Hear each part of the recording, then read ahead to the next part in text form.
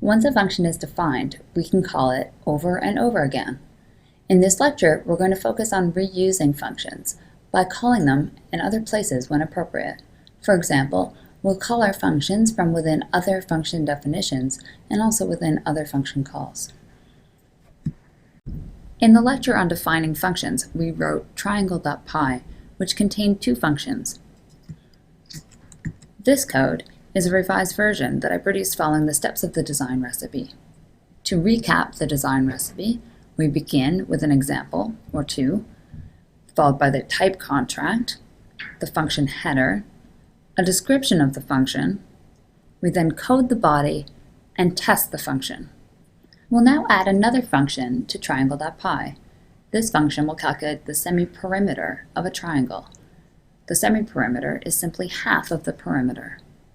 Following the design recipe, the first step is coming up with an example. We will call the function semi-perimeter. The function will need the lengths of the three sides in order to perform the calculation. So in the function call, we'll imagine passing in 3 lengths. And then the result we get back will be half of the perimeter. Let's do one more function call, this time passing floats instead of ints as arguments. And the result that we expect to get back would be 12.9.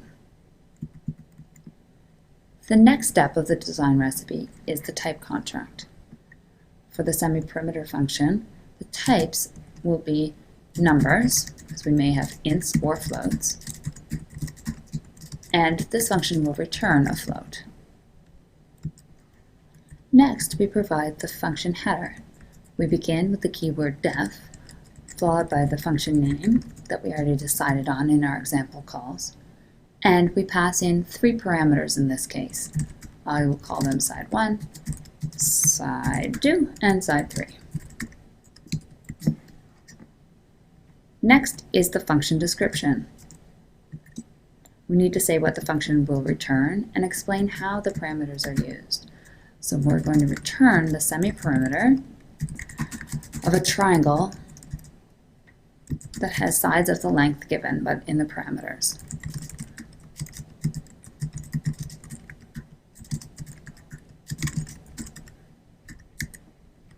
We're now ready to write the body of the function.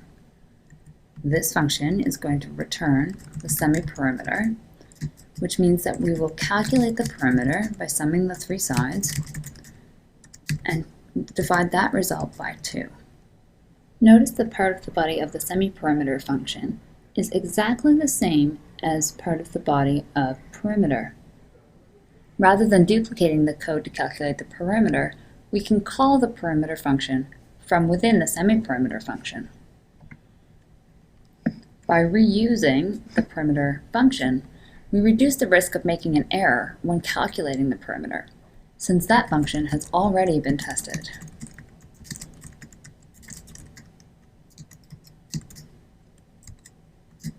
Now it's time to test the semi-perimeter function. We'll begin by running the module, and then we will execute that function by calling it within the shell.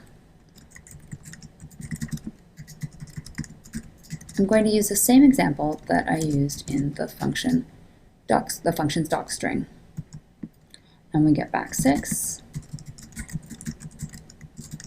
And then if I call it with the floats from the docstring, well, a mix of floats and ints, we get back 12.9.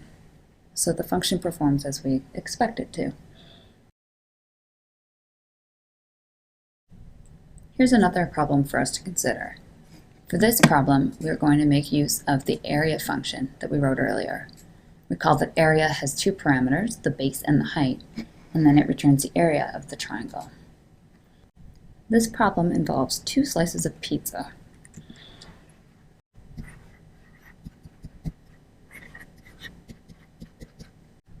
At a party, there are these 2 slices of pizza left. A hungry person is trying to figure out which slice is the largest. Since the slices are the shape of triangles, this person measures the base and the height of each slice. Now that we know the base and the height of each slice of pizza, we can use our program to help determine which is biggest. We'll also use one of Python's built-in functions, the max function, to help us out. So we'll start by calling max, and the first argument that we'll pass to max will be the area of the first slice of pizza, a slice that has base 3.8 and height 7.0. And then the second argument to the function, max, will be the area of the second slice of pizza, a triangle with base 3.5 and height 6.8. When we execute this function, we find out which of those two areas is bigger. And now we can check to see which slice of pizza that value, 13.29, repeating, corresponds with.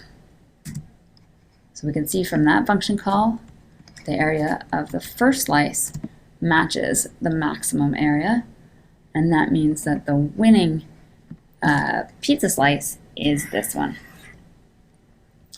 So what this example shows is that not only can we call functions from within function definitions, as we did in the semi-perimeter example, but we can also pass function calls as arguments to functions, since function calls are themselves expressions.